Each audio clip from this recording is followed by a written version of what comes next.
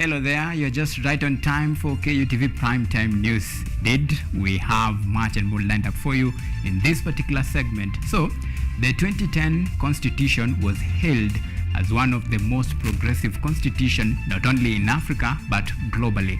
13 years down the line, has it lived up to its expectation, or is it about time we amend it? That is the discussion we'll be having tonight with my guest, that is Shadrach Wamboi, the High Court Advocate, and Miss Knight, the Changes promoter. Remember, she is one of the eminent Kenyans who are advocating for the amendment of the Constitution, and that discussion we'll be having it right here, in just a while. But our reporters have been working round the clock to bring you up to speed with the latest in the world of politics, business, and sports. And this is what to expect in the next 1 hour or so.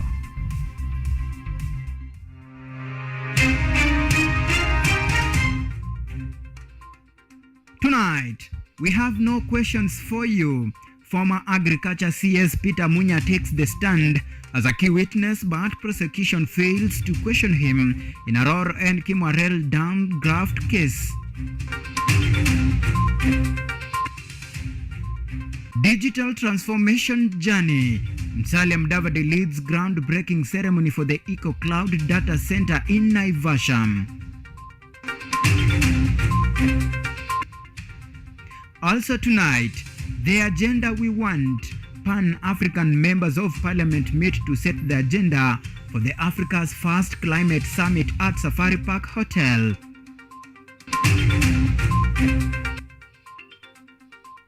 Plus, FKF Azam broadcast rights. Football Kenya Federation and Azam TV strike 7-year broadcast partnership.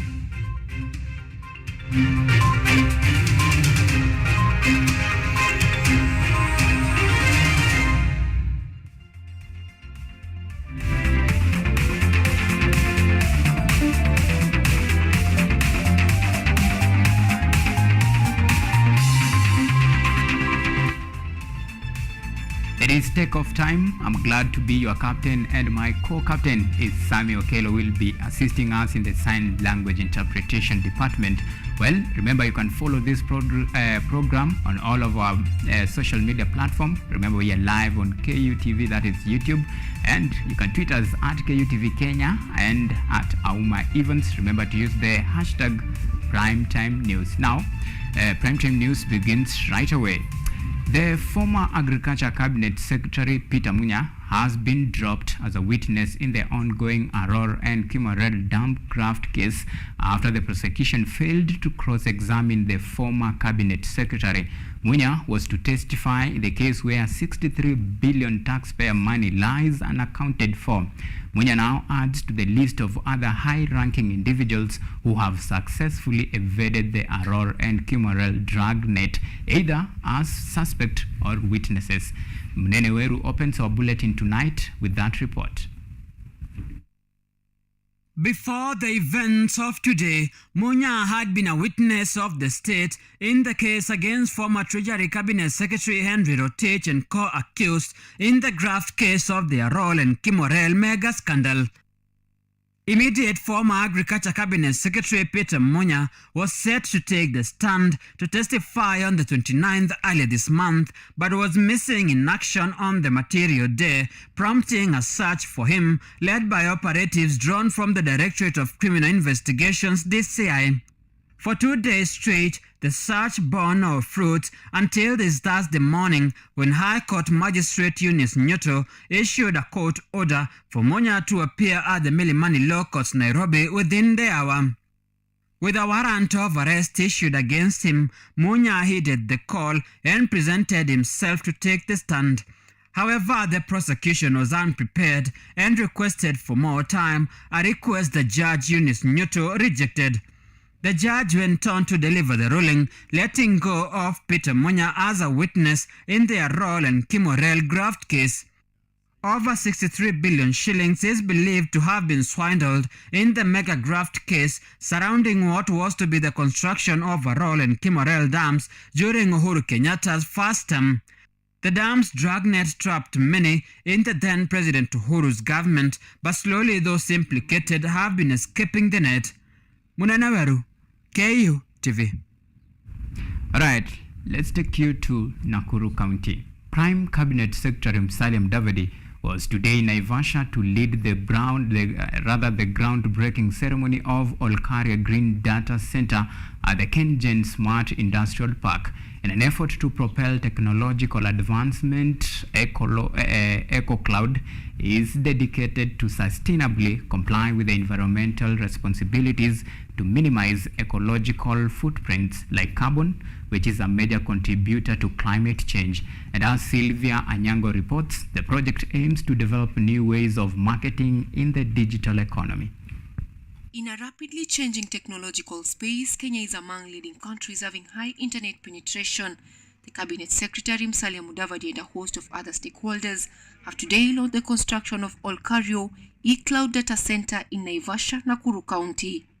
Today's groundbreaking is an important milestone for our country. We are groundbreaking for the first 100% eco-friendly, 100% green data center, a first of its kind in Africa. The eCloud Data Center is a facility that will contribute to the accelerated journey towards the fourth industrial revolution. Africa has a huge opportunity for data center business due to the increasing demand for hosting spaces. The populous continent only has 85 data center operating companies in the 54 countries. There is huge opportunity for data center business in Africa. The market has entered a phase of accelerated growth. Available supply is expected to double in the next 5 years, driven by increased demand for hosting space.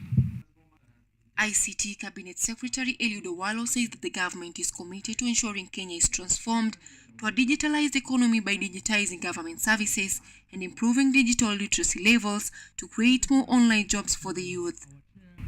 It is imperative that we think of secure storage of data that is coming into the hands of both government and in the private sector. If the global firms today wants to stay competitive, they first need to help us to heal the climate, to manage the mother nature. They need to relocate today. We don't need to do it tomorrow. The only way global firms can help us to stay competitive and help the earth is to start using 100% renewable. In a rapidly changing technological space, this will revolutionize the tech industry environmental impact by implementing energy-efficient practices, renewable power sources, and advanced technologies for a greener and more sustainable future. Anyango Sylvia, KUTV. And Environment Cabinet Secretary Soipan Tuya and Attorney General Justin Muturi led the inspection of Kenyatta International Conference Center, that is KICC, today afternoon ahead of Africa's first climate summit starting Monday 4th to 8th September. In line with the foregoing, senators have today passed the Climate Change Act of 2016, which will be used in the fight against climate pollution. Our very own Edward Nyamu reports on a day that saw the bill sail through without amendments. Just days before the African Climate Summit kicks off in Nairobi, Environment Cabinet Secretary Soipan Tuya led top government officials in inspecting Kenyatta International Conference Center, the venue of the Continental Convention, ahead of the event. The conference is expected to attract more than 30,000 delegates from African countries, with about 15 African presidents expected to attend the conference with an aim of plotting climate action. In line with that, the senators today approved the Climate Change Act just days after the National Assembly passed the bill before going on recess. The act will be applied for the development, management, implementation, and regulation purpose to enhance climate change resilience and low carbon development for sustainable development of Kenya.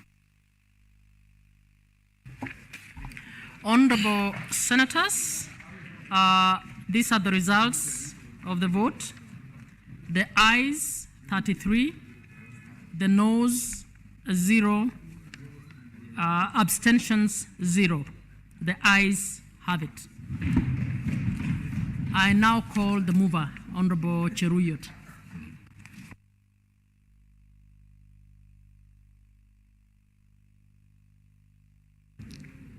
Mike, Honorable Chairperson, I beg to move that the Senate Committee do report to the Senate its consideration of the Climate Change Amendment Bill, National Assembly Bill number 42, and its approval thereof without amendments.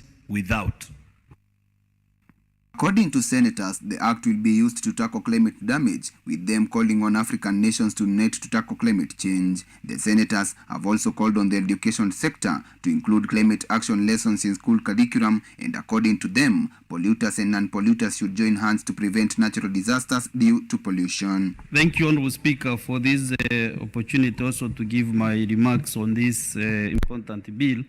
And on the onset, Honourable Speaker, I want to support this bill, which is very critical. And Mr. Speaker, actually, what the government is doing is in line with the obligations that is in the Constitution of Kenya, Article 69, 1A, which actually has given the state that it shall ensure sustainable exploitation, utilization, management, and conservation of the environment and the natural resources. The approval of the law boosts President Ruto's agenda to ensure that African nations lead the fight against climate degradation. Edward Nyamo, KUTV.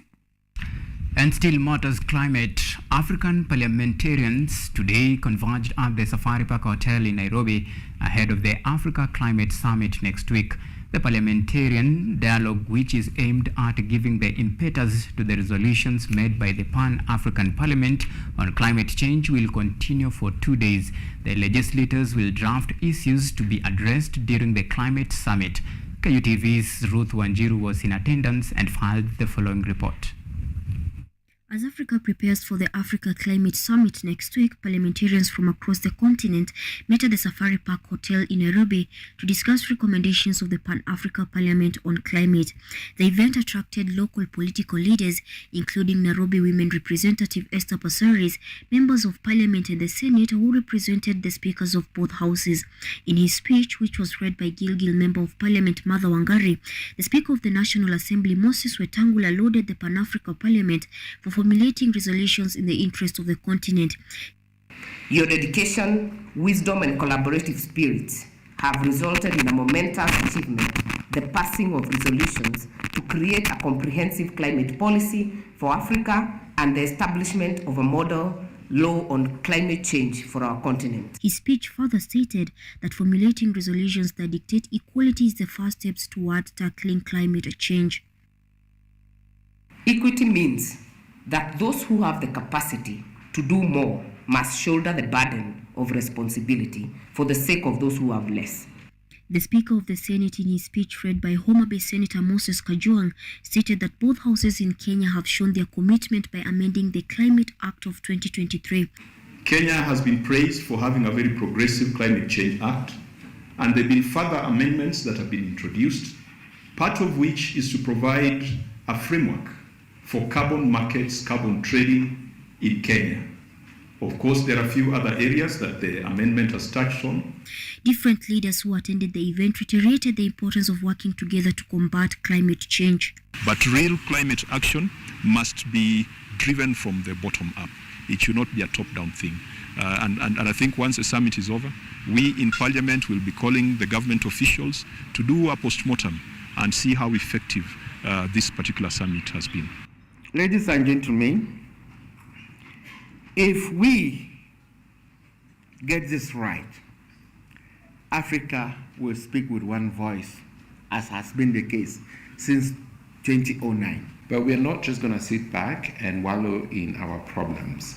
We want fair treatment. We want to be compensated. We want resources to come to our continent so we can address the climate challenge. But we also want to be part of the solution. As the wheels of Africa Climate Summit start turning, Africa parliamentarians are putting in efforts to ensure that the climate conversation changes to action so as to salvage Africa. Ruth Wanjiru, KUTV.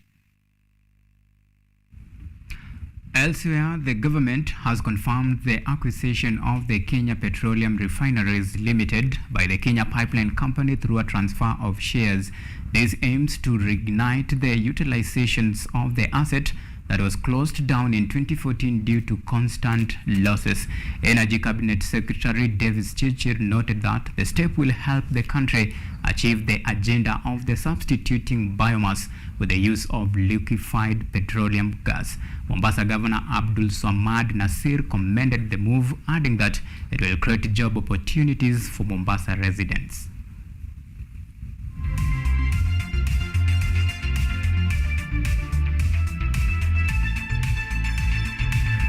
Right, we take a short break here on Kutv Primetime News. When we come back, plenty more to follow, including our top discussion tonight. We'll be taking a look at the matters to do with Constitution.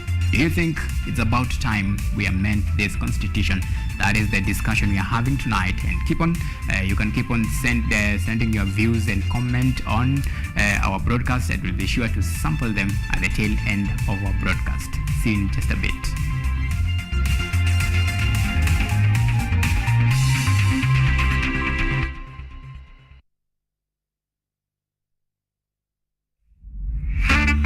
Fashionistas, get ready to level up your style game.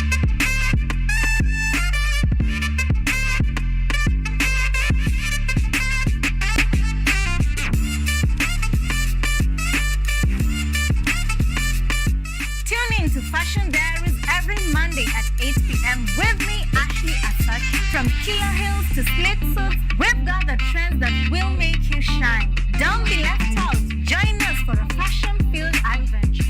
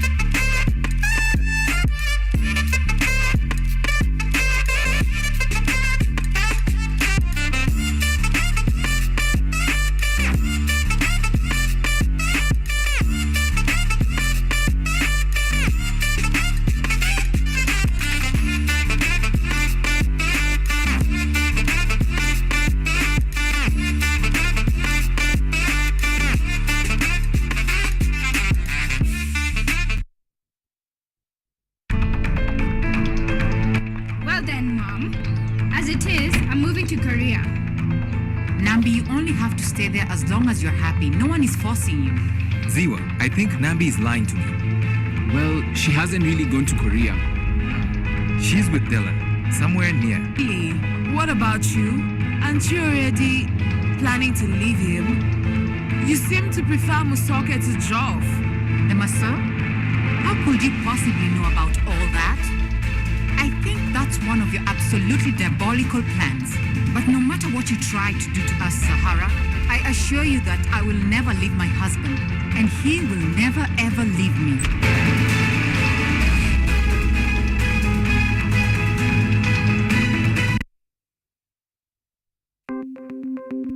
Maelfu na maelfu ya wahamiaji wakiwa na watoto kutoka nchi za Amerika ya Kati wanaendelea kuwasili kwenye mpaka kati ya Marekani na Mexico. But folks, I'm going. Thank you very, very much. I appreciate it. Thank you. Ni habari kutoka pembe zote duniani. Pepopa si vuguvugu. Pepopa ni idea. Tazidi ananyonya, hanyonyi vizuri, anakuwa hayuko comfortable. Jeshi la Jamhuri ya Kidemokrasia ya Kongo linapambana na waasi wa ADF.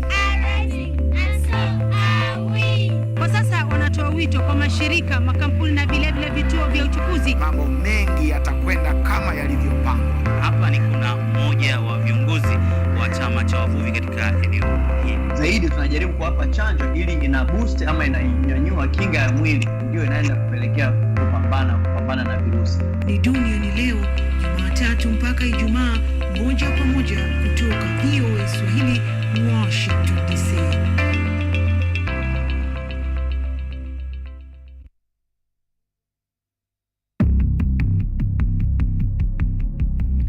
Ukimwi kwa wengi ni zimwi. Vijana wanaoishi na virusi hivi wanakumbana na mengi. Imekuwa tu ni matusi, hata ukipika chakula wengine wana reject, hawataki kula. Ilikuwa uchungu. I went to an extent yenye nikaandika hadi note, nilikuwa naenda kujiua. Lakini I have overcome self-stigma. I have overcome the anticipated stigma. I have overcome the external stigma. Mradi wa Youth Care wa Naya Kenya unawasaidia vijana hawa kujikubali. Kimenisaidia sana. It has empowered me. Ungana nami Mutweri Eliud saa 12:30 jioni na saa 3 usiku tarehe 1 Septemba kwa makala ya ukimwi si zimwi.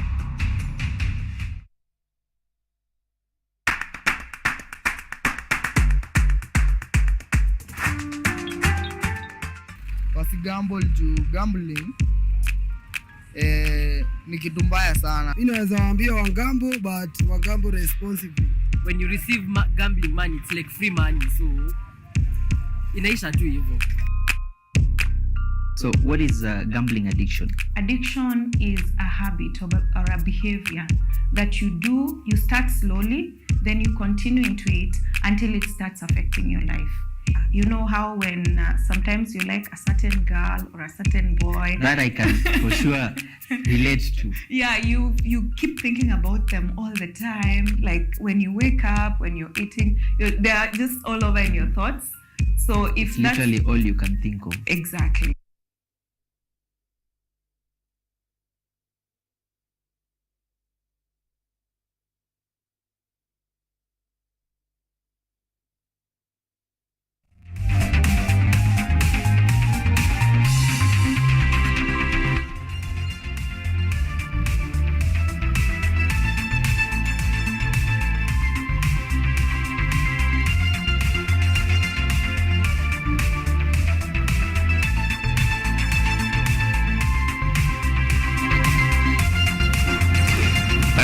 The 2010 Constitution has been hailed as one of the most progressive globally.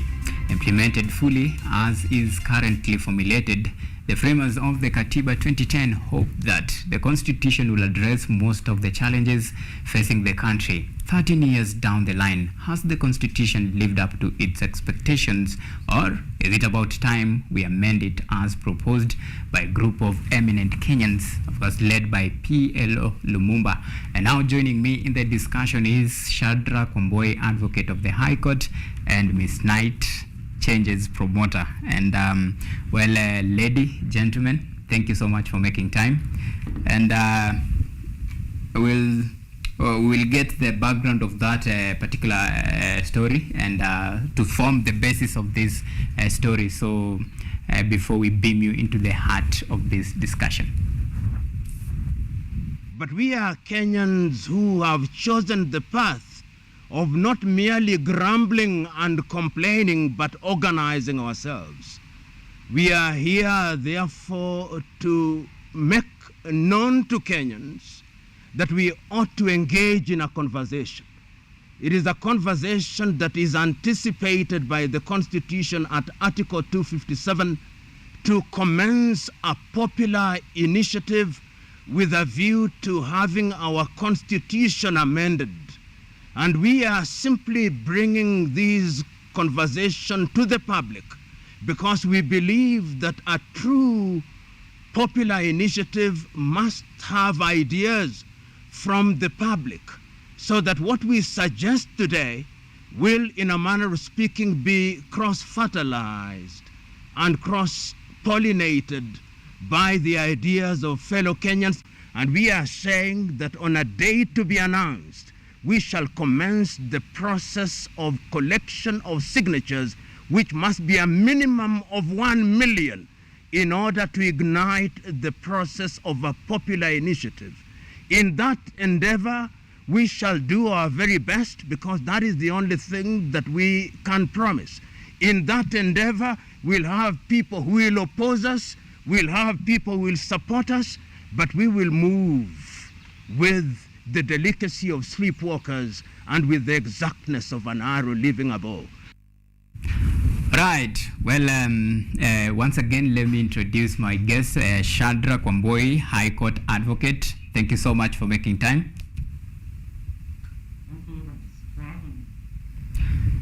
And Ms. Knight, Changes Promoter, asante sana for making time. Well, Shadrack, I will, begin with you. Do you think, is it time to actually amend the Constitution? Well, let us begin by appreciating the obvious, that the Constitution of Kenya is not one that is founded on a stone. It does not propose in itself that it is not amendable. So much so that if you read 55, 256, and 257, you will get the feeling or the sense that indeed the framers of the Constitution anticipated at some point that we will propose some changes so that we can assist in the governance or the growth of our democracy as a country. But it is important that we look at what is being proposed in its current context. Remember, we are a country that, of course, had a retired constitution that was prone to so much amendments. At some point, you had one judge say that indeed our Bill of Rights then in the retired constitution was a Bill of Rights that was, was full of amendments. So much so that you could not expressly mention any particular provision of the law that protected your right, to be specific. So to that extent, you realize that there was a lot of clamor in the retired constitution so that the president then will retain power. And this was not for, it was just for selfish reasons. And to that extent, we must also very carefully listen, understand, and also appreciate where the likes of my former director at the Kenya School of Law, Professor P.L.O. Lumumba, comes from. Who are his sponsors? What is really in his heart that he thinks we cannot just live with the current constitution? Remember, under Article 259 of the Kenyan Constitution, the Kenyan Constitution knows too well that it is a living document.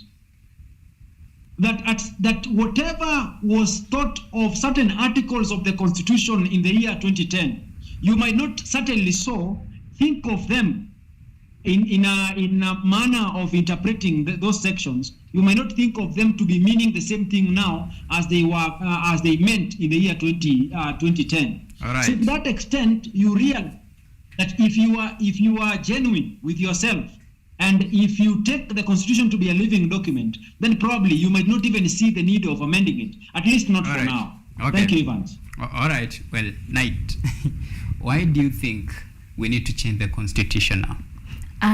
First, Evans, before I even get to that, let me appreciate the sentiment from Wakili. As a legal mind, we've been having this Constitution for the last 13 years. All right. Let us also try and look at it from the point of the Constitution has really served us well. And is there a way that we are going to make this Constitution even become more effective? That is number one. Another thing, it is weird, and I'm even here at the capacity of a youth, and I believe that Shadrack is also a youth. And are we able to have a nation where it doesn't matter who your father is, where we don't have to think of when we now have eminent Kenyans coming out and trying to change a few things about the Constitution because we think that these are some of the things that are going to even better our Constitution. That is why this thing, it is youth driven. It is about the people. In the previous, we've had other bills that are being brought, and by the time they are reaching to the people, a bill has already been drafted. For this case, we don't have a bill yet. We want to get fast to the people so that we can get their views.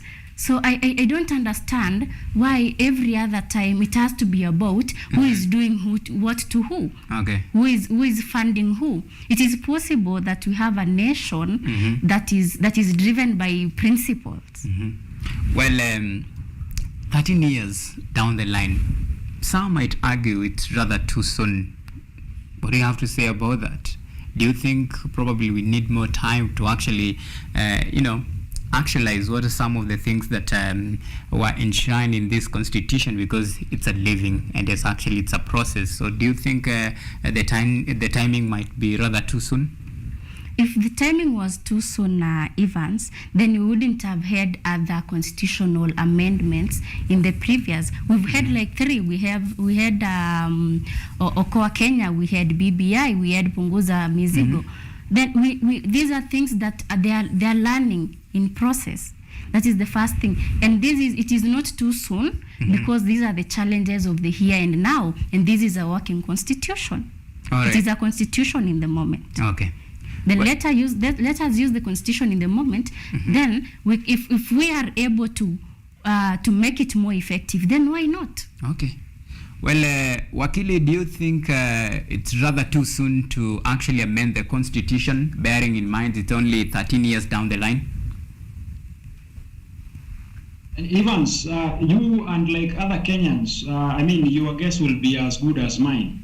If you are to take even the years of growth of an individual, at the age of 13, you are just but a teenager. This is the time you begin to be mischievous. This is the time you also begin not to respect your parents. But this does not necessarily mean that your parents should do away with you. When we have had a constitution that has stood the test of time, we've had so many attempts, as my sister Miss Knight is alluding to. Many attempts of changing or rather amending the constitution. This is largely due to a characteristic of the Africans, African leadership for that matter, where people view the law as an inconvenience. When you have some certain legislative proposals, there are certain constitutional demands for that matter. The constitution tells you that we should not have any public office with more than 2/3 of the same gender. And yet, that still becomes the problem that we are grappling with. I have even heard the talk that Professor P.L.O. Lumumba had before setting the whole debate into motion. And really, what pains me is in and within himself, he knows too well that we have had challenges.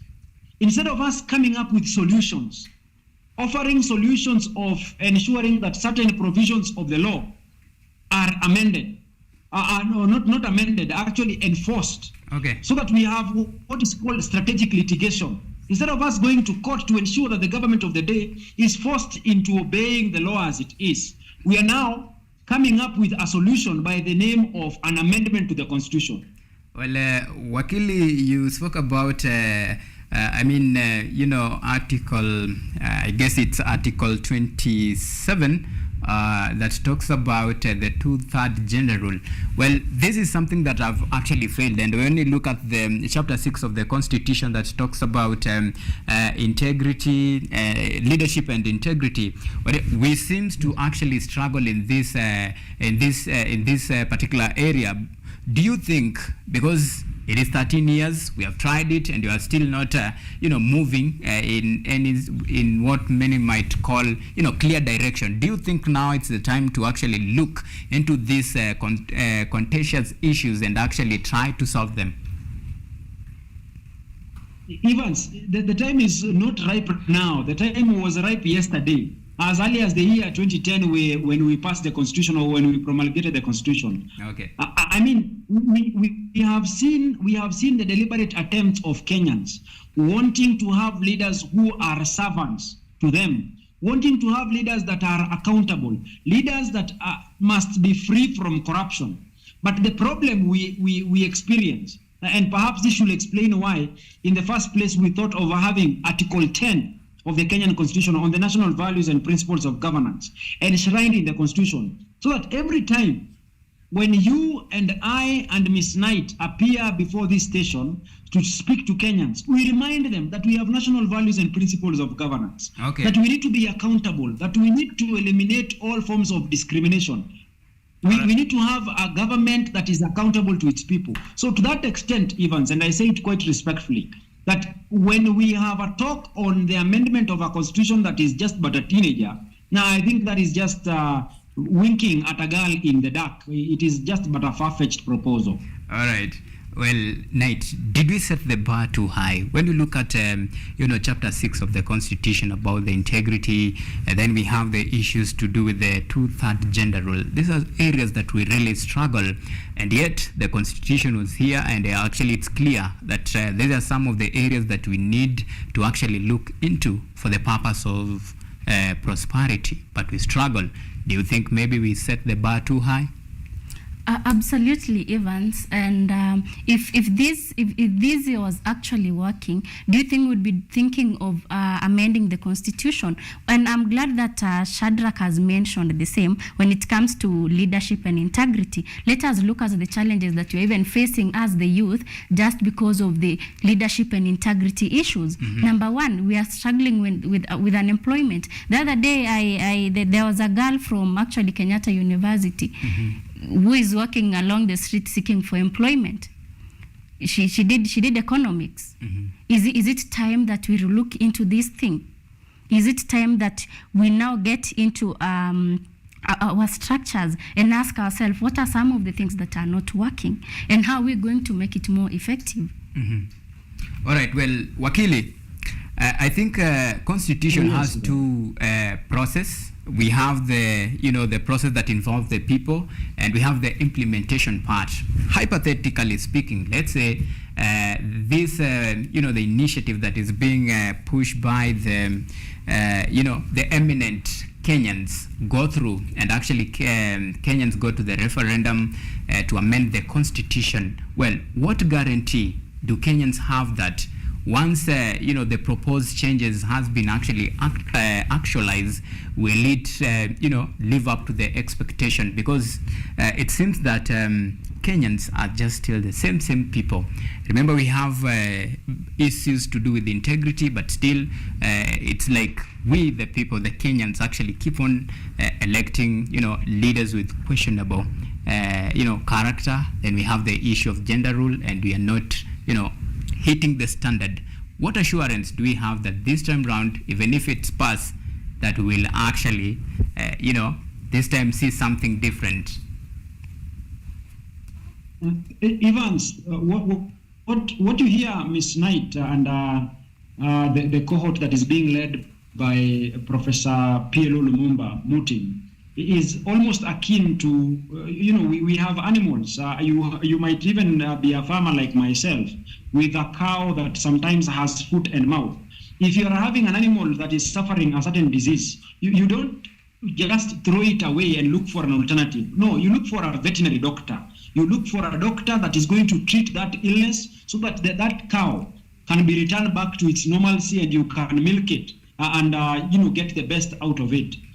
But what the proposals that are being given, and speaking directly to your question, there is no assurance that long after we have now come up with the amendments that are being proposed now, or that are being mooted now, that we will no longer have the problems that we are having. There is no assurance whatsoever. And that tells you that really we have not diagnosed our problem well and given the correct or the right medication for the ills or the illnesses that are ailing Kenyans. All right. So to that extent, I think just speaking quite directly again to your question is we just need to be honest with ourselves. If you are having a problem with the headache, if you're having a headache, don't take drugs that are related to curing your stomach illness. Okay. Just take drugs that are responsible for that illness and you will get well. Okay. Well, hold on for that thought. Actually, we are due for our second break, and it's a short break. When we come back, we'll be diving directly to this particular discussion. Just see you in a bit.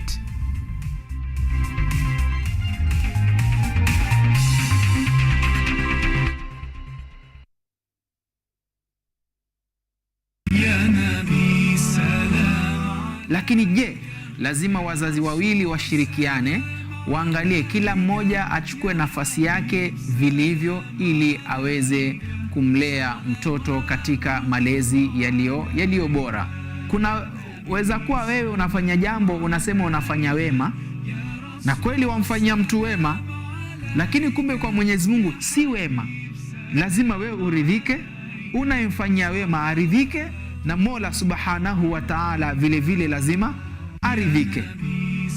Kwa hivyo huo ndio wema. يا رسول سلام عليك يا حبيب سلام عليك صلوات.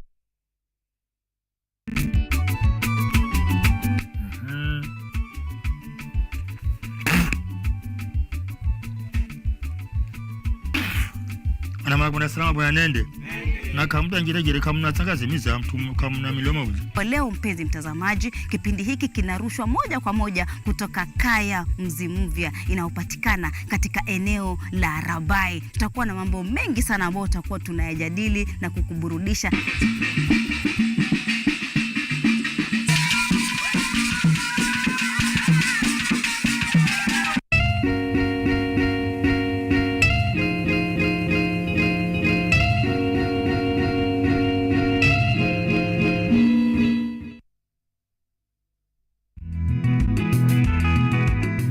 Kutoka kuwa jamii ya kuhamahama na sasa kujumuisha kilimo katika mitindo yao ya maisha. Kwenye toleo la kaunti ya Narok, hii ni Boresha Kilimo, kwani afya bora ni kilimo bora. Kwani kilimo ndicho huboresha maisha.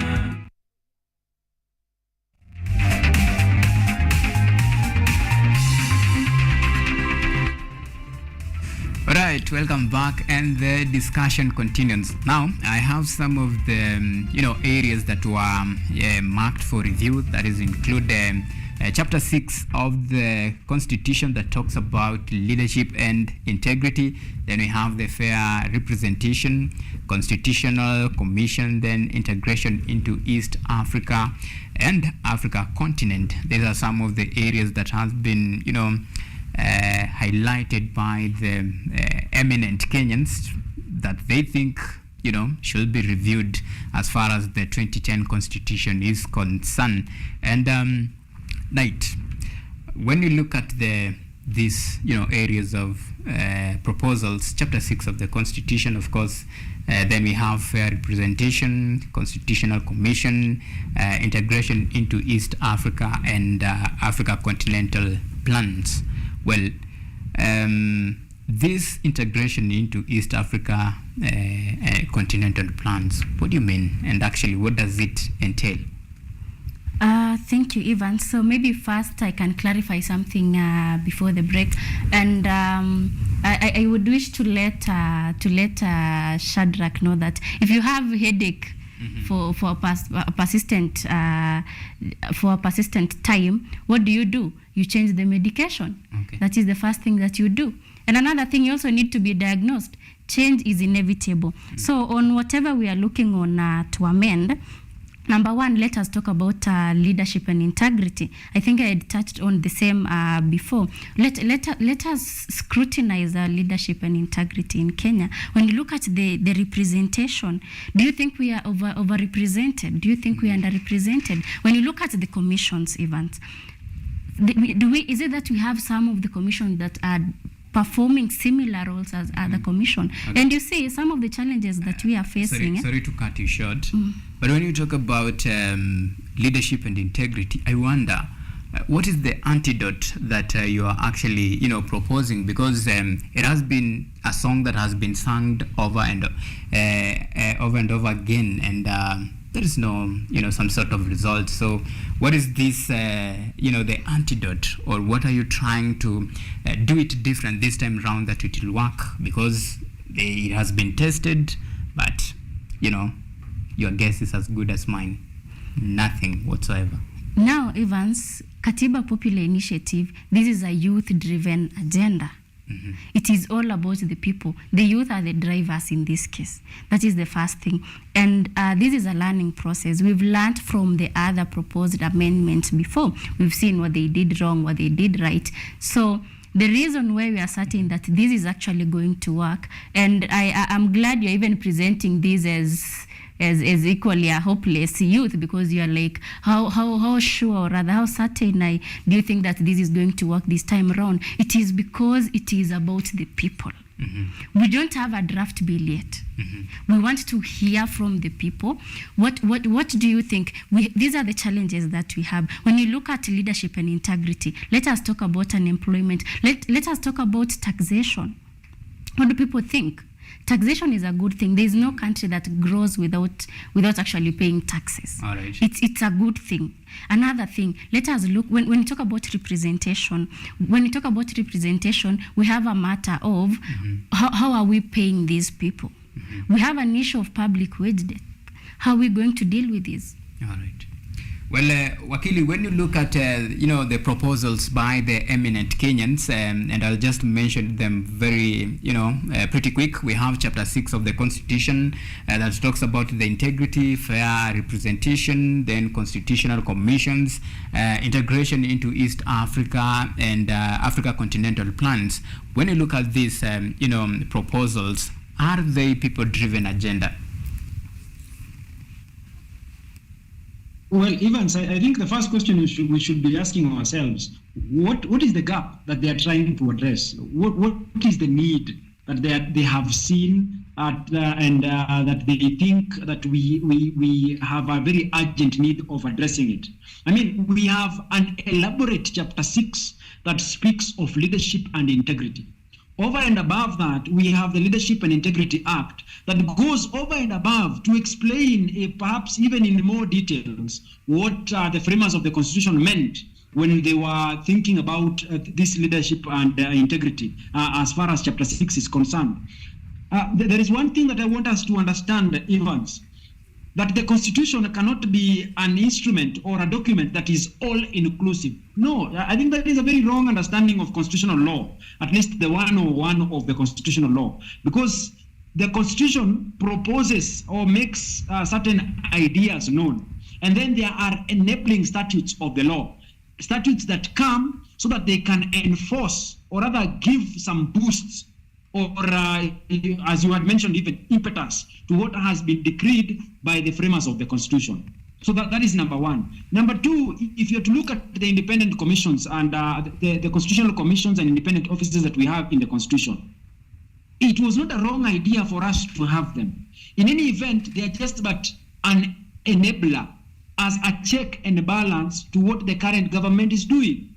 So much so that if you're to look at the old school style of leadership, when you want to interrogate the separation of powers as proposed by Montesquieu, the introduction of these constitutional commissions and independent offices were actually meant to strengthen or empower the separation of power as we know them. So it is not a bad thing for us to have these constitutional offices. The question we should be asking ourselves, has there been some level of faithfulness in the discharge of the mandate that is given to these commissioners? Has there been state interference? And what can we do so that we eliminate this state interference when it comes to the dealings of constitutional commissions and independent offices? If we address that problem, then I don't think, in all fairness, the Constitution should be amended at this point in time to address some of the challenges that they are mentioning. All right. You hear things like the wage bill. I mean, how does the amendment of the Constitution, solve our problem with the wage bill? Okay. The problem with the wage bill has been the wastage of resources. People take the taxpayers' money. There is lack of accountability. There is misuse of public resources, or overemployment, sometimes or double employment, overpayment, sometimes payment of funds for services that have not been rendered. Those are corrupt practices.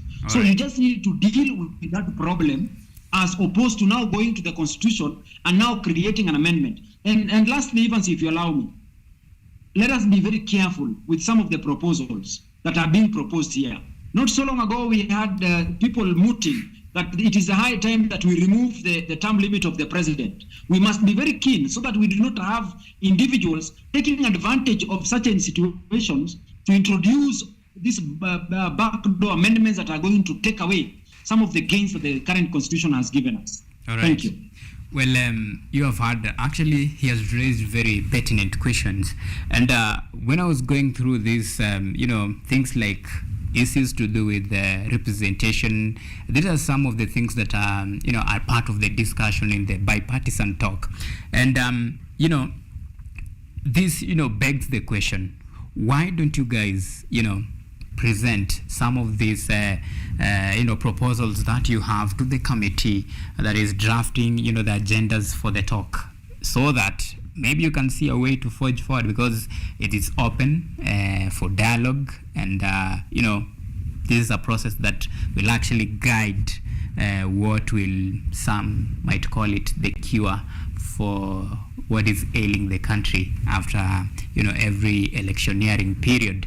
And while you contemplate on that, there has been some concern that probably some of the things that we see could be actually opening the gate for some of amending the constitution through backdoor. And this begs just a question from point of concern. These proposals and the agenda, who is pushing it so far? First, I want us to educate ourselves. There are two ways of amending the constitution. Number one, we have the parliamentary way. That is whatever is happening now. That is the first thing. We also have the popular initiative. That is the way in which we, the Kenya, or rather the Katiba Popular Initiative, are taking the popular initiative. And the reason why we are taking this way is because we want to involve Kenyans. And it is this is about the youth. This is about Kenyans. Because there is what you're asking, who is pushing this agenda? Yeah. It is our needs. I'm glad that you even accept, and both of you agree that we have a problem. We have a problem of unemployment. We have a problem of maybe over taxation. When you look at this thing, if we were to look into our leadership and integrity, we are going to change some of these things. We are going to deal with some of these things. We are going to make our constitution more effective than it has been for the last 13 years. This is a work in progress. It keeps evolving. It is okay. We have said that we've had it for the last 13 years. We need to do an evaluation on, yes, it has served us. Are there some of the things that you are going to do so that it can serve us better? Okay, so let me ask you this. So how far is the process right now? Because you are going through the referendum way, and you want to launch some, it is 1 million signatures. So what is the ground saying outside there? Because this should be a very, engaging forum with the youth. They give the youth and even concerned Kenyans, they give their proposals of what they think about this amendment of the constitution. So what is the ground saying? Are they receptive to this idea? And so far, how is the plan as far as the, collection of signatures is concerned? I will ask you one question. When you're having an headache, as Shadrach was saying, are you going to refuse to take medicine? That is the first thing. That is why I'm telling you, this is a people-driven agenda. Right. That is the first thing. We've had, in terms of how far we are, we talked about this in the last less than 7 days. We've been having people coming in to join this initiative, which I encourage you as a youth and even Shadrach as a youth to join this initiative. Okay. And as PLO properly put it, on a day to be announced, we are going to launch the collection of the signatures. Okay. Yes. Well, this will serve as your parting shot. Do you think maybe it's about time you join effort with the ongoing bipartisan talks, some of the proposals, so that you can bring them on the table, so that you can join them together and move forward? Do you think it's a good idea or something that you're working on? Were it a business for us to deal with in the first place, I don't think we were going to initiate this, because we already had the bipartisan talks ongoing. So it is not on our business to think about whatever is going on there. That is the first thing. Another thing, we know whatever we are heading to, and we know whatever we are doing. We know whatever we are working towards, and we are involving the people of Kenya. We are involving the young people, because these are the people who are facing these issues. Ndo watu wenye wako ground. Ndo watu wenye wanainama. Okay. Those are the people who understand these things. It is not a matter of just drafting a bill. You've drafted the bill, then you're now out there collecting signatures. No, it is about their opinions first. All right. Then now you include their opinions in the bill. Okay. Well, Wakili, your parting shot and kindly answer this for me. Do you think it is wise for some of these proposals that have been, presented forward by the eminent Kenyans to actually be joined with, some of the agendas that currently are being discussed in the ongoing bipartisan talks? Well, Evans, I must acknowledge that we are a country that is growing. We are a country that, of course, we need some amendments or, some proposals here and there from law that will help us into growing into a fully fledged democratic state. But again, let me also acknowledge that the concerns as raised by my sister, Ms. Knight, and those eminent Kenyans, those concerns are not idle. But I just want us to be genuine with ourselves. Let us know what we really need to do so that we can address the challenge that is ailing our country. Well, I recognize that there are talks that are ongoing at the Bomas of Kenya. These are talks that are meant to ensure that we have an all-inclusive government, that people who feel they were left out, they also have an opportunity, during the current, this leadership of the day. But after all is said and done, Evans, I want just to leave you with this parting shot. All right. Kenya is a country that has a broken foot. I don't think it is in the best interest of this patient called Kenya for us to do a surgery of the head so that we can address the problem of a broken leg. All right. Well, I think that is all from me. Well, Shadrack Wamboi, High Court Advocate, asante sana for making time. Miss Knight, thank you so much for making time. Well, that has been very engaging conversation here, and of course matters to do with the Constitution, and just a few, comments here and there, and that's how we can move the nation forward. Well, we take another short break. When we come back to the sporty action.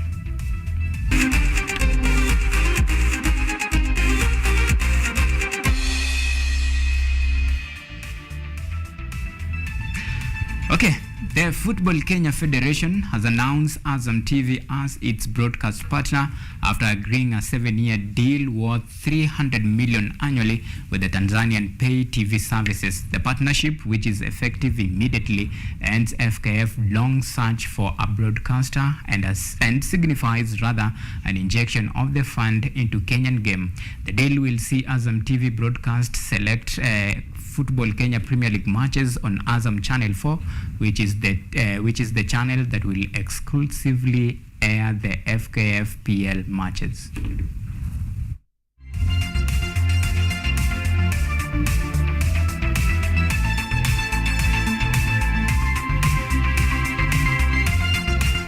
Now to some rugby action. KCB RFC head coach Andrew Amunde has challenged his team to step up of this weekend's TSAP Rugby Sevens tournament in Eldoret. The Bankers have been pulled alongside Mombasa RFC, Black Blood and Homeboys in Group A, and Strathmore Leos, Menengai Oles, Catholic Monks and Masinda Muliro are in Pool B, while the circuit leaders Cabra Sugar will battle Kenya Harlequins, Daystar Falcons and Kisumu RFC in Pool C. And Pool D will see Mwamba RFC, Nandscript, Nakuru RFC and University of Eldoret Trojans clash. The two-day action will kick off on Saturday, 2nd September and at Eldoret Sports Club.